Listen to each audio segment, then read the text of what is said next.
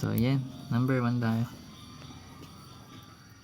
So, let's say meron tayong 4 over x plus 10 over y. So, mag-simplify lang naman. Hindi naman tayo mag-solve for x and y. Kailangan lang natin i-combine or gawin silang single fraction. So, basically, katulad ng ginagawa natin sa fraction kapag magkaiba yung denominators. So, kunin mo yung LCD. So, ano yung maging LCD natin dito? So, sa case na to guys, meron tayong LCD which is xy. Or pwede tayo mag-multiply both side ng mag-LCM. Mag-multiply dito xy. Then cancel na lang. Parang ganun. Alam mo, gets na yun. So, bali magkakaroon na tayo na ito guys. Copy mo lang yung numerator kung nahihirapan ka. Kung gusto mo ng exactly na process. So, copy mo lang yung 4. Then, takpan mo yung denominator kung anong meron doon. So, meron ditong x. So, may x din dito, takpan mo. Yung matitirang y doon. So, mamultiply mo dito sa 4 yun. Then, plus, copy mo yung numerator mo. Then, takpan mo yung y sa baba. Yung matitirang x. So, times x mo siya.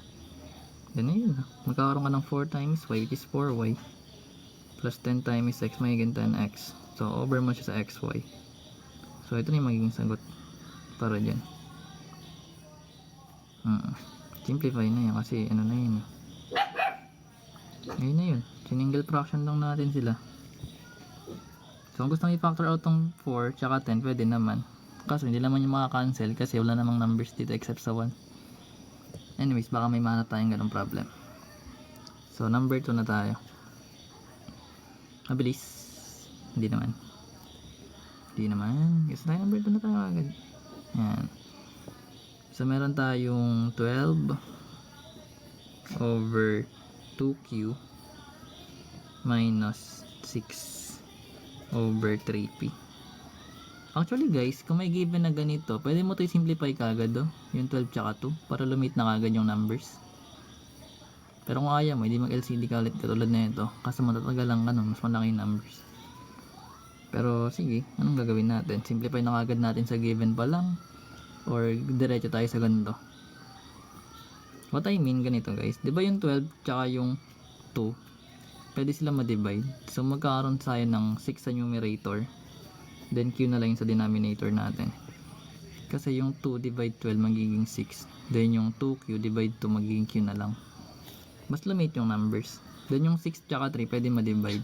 So, bali magiging minus 2 na lang to. Tapos, p. So, divisible kasi sila by 3. So, ngayon pwede mo lang kunin yung gawin mo silang single fraction. So, yung denominator nito magiging pq na lang. Kasi pagkaiba sila. Then, copy mo yung numerator na 6. Then, times mo yung matitira doon. Pag tinapa mo yung q, yung matitira pang p. Magiging p dito. Then, minus yung 2. Takpan mo yung p, yung matitirang q. So, multiply mo na lang. Magkaroon ka ng 6p minus 2q over p times q. So, pwede mo i-simplify yung ganyan na or gusto mo i-factor out yung 6 tsaka 2. Pwede mong ilabas yung 2. Pero gagawin mo lang yung kapag may matidivide ka sa baba. May simplify ka. So, ganyan yung ginagawa. Ibig sabihin nga, katulad ng ginagawa natin last time sa fraction, kung kaya mo siya i-simplify sa given pa lang, gagawin mo na. Para hindi ka mahirapan. Gets? Gets yun. Number